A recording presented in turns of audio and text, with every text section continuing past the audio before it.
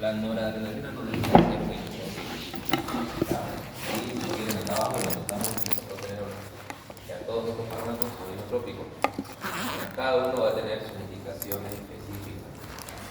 Los fármacos que modifican la postcarga, ¿cuáles recuerdan ustedes?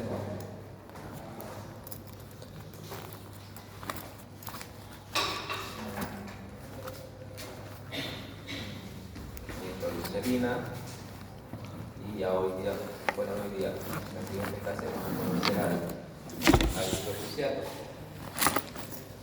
Los diuréticos tenemos múltiples, diuréticos de asa, conocidos, diuréticos diacídicos, los diuréticos osmóticos, los diuréticos ahorradores de potasio, los diuréticos de asa. El ejemplo más conocido es la furosemida, que vamos a utilizar. Si ustedes recuerdan, la nefrona, que era la unidad principal y funcional del riñón, tenía diferentes porciones, ¿no es cierto? En la porción ascendente delgada de casa de Henle, este diurético inhibe al portador sodio-cloro, potasio, sodio-cloro-potasio. Es el medicamento que más se utiliza en pacientes con insuficiencia cardíaca congestiva por su acción vasodilatadora. Ahora, la dosis de la furosemida podemos empezar con una dosis desde 20 miligramos hasta 1 gramo. Ya vamos a ir viendo cómo se logra eso. Los diuréticos diacídicos tenemos la hidroclordiazida, que actúan la porción distal, la porción inicial del tubo contorneado distal. Este se inhibe por transportador sodio-cloro, dosis de 25 miligramos, pero tiene acción antihipertensiva en pacientes con insuficiencia cardíaca. El más usado es la metalazona, que ya vamos a mencionar. ¿Por qué? Diurético osmótico, el manitol, que en su momento vamos a enseñarles que sí se puede usar en pacientes con insuficiencia cardíaca. Diuréticos ahorradores de potasio, espironolactona. La espironolactona tenía otra característica, que era que disminuía la mortalidad en pacientes con insuficiencia cardíaca, ¿no es cierto? Bueno, todos estos solamente los estoy mencionando. Ahorita vamos a ver un caso clínico, y a medida que avancemos con el caso clínico vamos a ir desglosando cada uno de los medicamentos.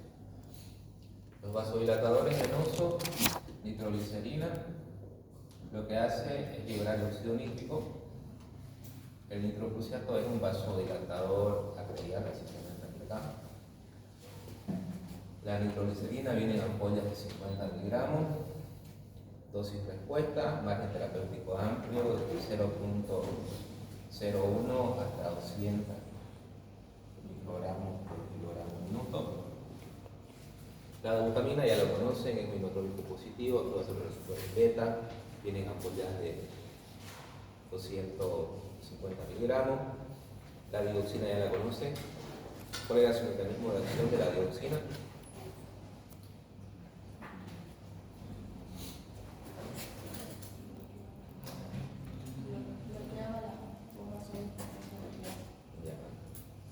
Sodio potasio ATPasa bloqueado, por lo cual aumentaba la concentración de sodio dentro de la célula, estimulaba el cotransportador sodio-calcio y tenemos el efecto inotrópico, ¿no es cierto? La dopamina tenía acción inotrópica, actuaba de forma directa sobre los receptores beta 1, ¿no es cierto? Y que estaba indicado principalmente en casos de baja frecuencia cardíaca. Shock. Mirrinona, ¿cómo actuaba?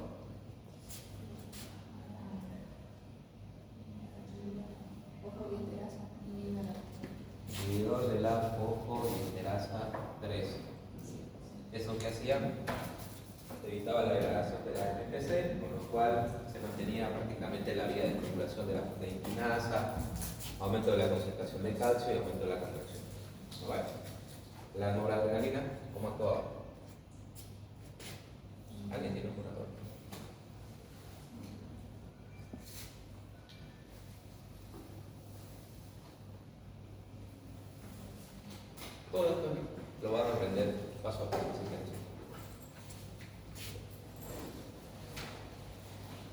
Entonces, básicamente, en el tratamiento de la insuficiencia cardíaca es en base a la fisiopatología, ¿no es cierto?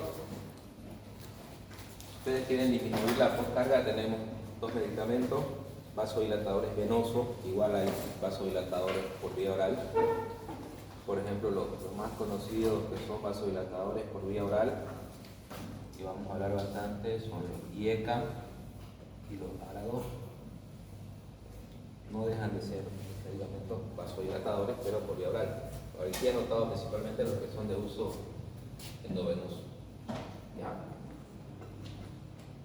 Y ahorita vamos a ver un caso clínico y en base a ese caso clínico vamos a hacer la indicación.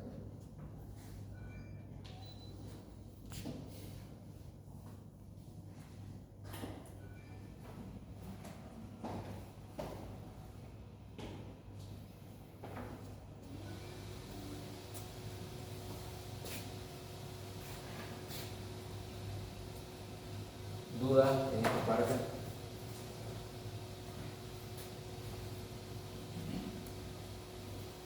¿Con sueño o no sé?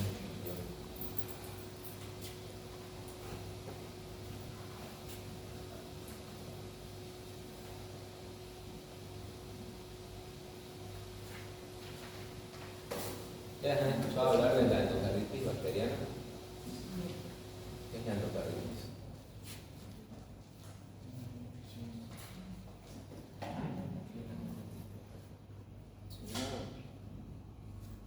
Es cuando llega un microorganismo, en este caso una bacteria, y provoca reacciones en el músculo cerebral, en este caso el endocardio. Sí, está bien, un proceso infeccioso a nivel del endocardio, generalmente de origen bacteriano, que tiene características clínicas para su diagnóstico, que en realidad no se usa tanto, que son los criterios de luz. Dios sí se hablaba de esos criterios. Hoy día, sobre todo, es para conocerlos, ¿no? El caso que vamos a ver es un paciente con insuficiencia cardíaca aguda por disfunción valvular secundario a una endocarditis.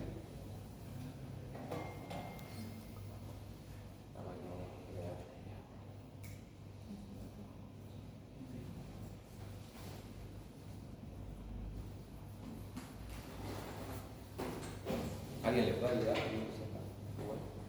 No sé el cable.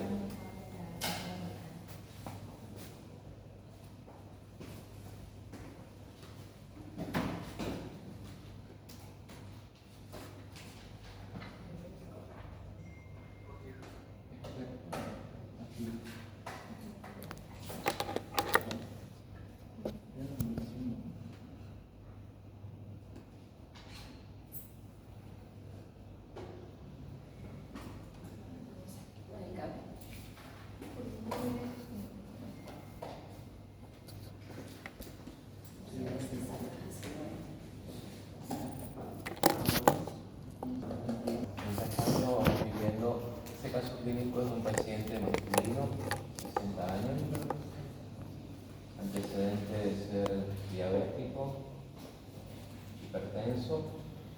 Es un paciente que ya tuvo antecedentes de haber estado internado en el año 2023 por un cuadro de una bacteremia, por un estafilococo. Bacteremia es la presencia de bacterias en sangre. Ya eso la doctora Cheri les ha enseñado, ¿no es cierto? Bueno, este paciente hizo una bacteremia a partir de un foco cutáneo, una celulitis. El caso clínico es una endocarditis que, como mencionó su compañero, es una infección a nivel del endocardio. Para que existan este tipo de infecciones tienen que haber factores predisponentes. ¿Cuáles son los factores predisponentes? Generalmente son pacientes que utilizan drogas por vía endovenosa, son pacientes que tienen alguna lesión cutánea, son pacientes que tienen una valvulopatía, son pacientes que tienen cambio valvular, o sea que tienen una prótesis valvular, son el principal foco de ingreso de estos gérmenes generalmente es por vía cutánea o son pacientes que tienen una valvulopatía y son sometidos a algún procedimiento odontógeno. ¿Ya? El caso clínico que tiene imágenes bonitas, por eso quería presentárselos, y un caso corto. Es un paciente masculino que ya tuvo antecedente de una bacteriemia, que ya cursó con un cuadro de una infección a partir de un foco cutáneo por un estafilococo. Y ese paciente tenía un factor predisponente que era una trombosis venosa profunda. ¿Ya? Entonces, al tener una alteración del flujo sanguíneo, obviamente hay mayor predisposición a éxtasis, a infección. El paciente ingresa con síntomas generales, fiebre, malestar general, es internado. Durante su internación, a su ingreso, está con un cuadro de choque, ingresa hipotenso, taquicárdico. En este caso, el choque es un choque séptico y cardiogénico. Se le hacen distintos estudios. Ahí estaban los ecocardiogramas que les hubiera mostrado las imágenes. En el ecocardiograma se ve una masa grande a nivel del corazón, que es fácil de poder evidenciarlo. Y esa masa le está produciendo una insuficiencia valvular. En otras palabras, es un paciente con insuficiencia cardíaca. Y en este paciente vamos a hacer dos escenarios. El paciente que tiene una presión arterial normal y el paciente que tiene una presión arterial muy bien. Obviamente el que tiene una presión arterial disminuida y una mala perfusión va a ser el paciente que está en shock. Bueno, en este caso clínico yo no anoté el tratamiento. La finalidad de la práctica es que junto con ustedes podamos desarrollar el manejo de un paciente con insuficiencia cardíaca, pero que no tenga hipotensión. ¿Qué fármacos ustedes pueden utilizar en este tipo de pacientes? Pero antes de hablar de fármacos hay que hablar de la clínica, ¿no es cierto? Un paciente que tiene insuficiencia cardíaca izquierda sistólica, o sea que es un paciente que tiene un ventrículo dilatado, ¿qué síntomas va a tener? ¿Qué les va a referir a ustedes? Ya saben que va a haber disminución del volumen diastólico, va a haber aumento de la presión diastólica final, aumento de la presión capilar, congestión de la circulación menor o pulmonar, va a tener disnea. Ustedes saben que disnea es la sensación subjetiva de falta de aire. ¿Qué más? ¿Qué otros síntomas le va a referir al paciente? Si es un paciente que ya hace falla cardíaca derecha, fatiga, ¿está bien? Fatiga. Si hace falla cardíaca derecha va a tener hepatomegalia, síntomas, edema. Siente hinchada las piernas para el paciente. ¿Qué más?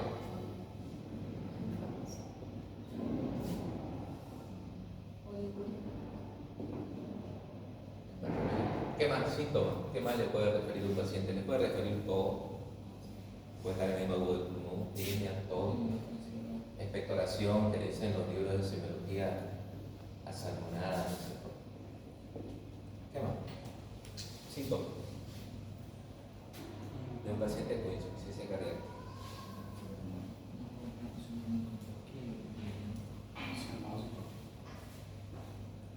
Cianosis. Es más que todo un signo, pues ya. ¿Qué más? Signos. ¿Qué signos va a tener? Al examen físico, ingurgitación yugular, estertores crepitantes, tercer ruido, ya hablamos por qué se producía el tercer ruido, ¿no es cierto? Paredes delgadas, llenado rápido, movimiento de las paredes, tercer ruido. ¿Qué otros signos va a tener? Hepatomegalia, edema miocárdico inferior. Bueno, ya saben identificar a un paciente con insuficiencia cardíaca. La finalidad de la materia es farmacología. ¿Cómo lo van a medicar ustedes al paciente con insuficiencia cardíaca, con presión arterial normal y después al hipotenso? Hacemos por acá. ¿Qué le indican primero? Esto, yo hubiera querido que me enseñen, la verdad, porque nadie te enseña, pues dirás, ¿qué es lo primero que le van a indicar? paciente está taquipneico, está disneico, está olipúrico, pero tiene presión arterial normal. Lo primero, vamos a hacer indicaciones así como se hacen en el hospital. NPO. ¿Por qué? Porque no sabemos bien qué tiene, lo estamos estudiando. Está la dieta lo de menos. Lo segundo, cabecera a 45 grados. ¿Por qué? ¿Por qué la cabecera semipobre?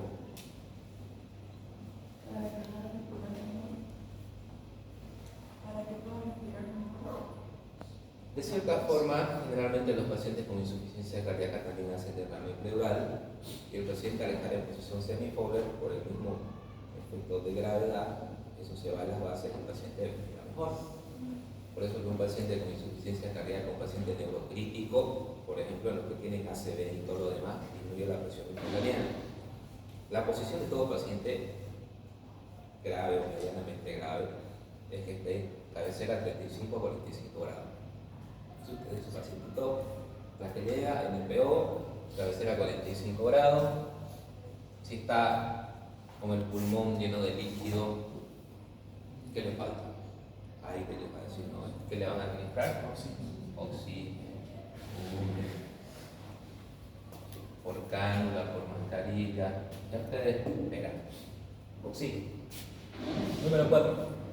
Un paciente que está grave, tiene factores de riesgo para úlcera por estrés, sí, no, ya, supongamos que sí, omeprazol, ya sé. Hay mucha controversia con esto, pero en su momento lo vamos a ver. Para su problema de base, para su insuficiencia cardíaca, ¿qué le van a indicar?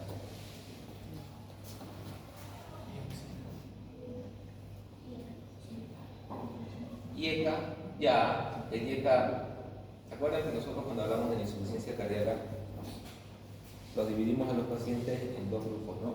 El paciente que está congestivo y el paciente que no está congestivo. ¿El IECA está indicado? Sí, está indicado, pero ahorita el principal problema del paciente es la congestión. Ahora, también está indicado, pero lo primero que hay que tratar es la congestión. El ARA2 te va a disminuir la mortalidad del paciente porque va a inhibir el eje neurohumoral, está indicado, pero cuando el paciente esté compensado. Ahorita los medicamentos que hay que darle, ¿cuáles son? Igual lo vamos a indicarlo de una manera para que ustedes aprendan. Los diuréticos. El primer medicamento que ustedes le van a administrar a este paciente que está congestivo es diurético. ¿Qué diurético? La furosemida. ¿Cómo la utilizan? La furosemida viene en ampollas de 10, de 20 miligramos. La literatura o la mayoría de las guías dicen que se puede hacer una prueba de estrés con furosemida. Ustedes le pueden administrar al paciente 1 miligramo por kilo peso. O sea, por ejemplo, ¿ella cuánto pesa? 60. 60 miligramos. El paciente está mal, ¿no? El paciente está taquipneico, disneico, con estertores crepitantes, con edema en miembros inferiores. Entonces nosotros hacemos una prueba con furosemida de 60 miligramos. Si la paciente orina más de 200 ml en las siguientes 2 horas, es una paciente que va a responder a los diuréticos. Entonces lo que yo hago es administrarle furosemida 60 miligramos. Debe estar. Bueno, si ustedes tienen miedo de administrarle 60, le pueden administrar 20 si quieren. Pero la cosa es hacer que el paciente tenga diuresis, ¿no es cierto? Bien. Luego, supongamos que es un pacientito, que es un paciente añoso, que ya tiene su miocardiopatía dilatada, que ya tiene una fracción de eyección, les dicen, tengo un ecocardiograma que me hicieron hace un año, tiene una fracción de eyección de un 20%. Ustedes le hacen un ecocardiograma y ven eso, el ecocardiograma que tiene más o menos este ritmo, o sea, una FA. ¿Cuál es el medicamento que le administraría?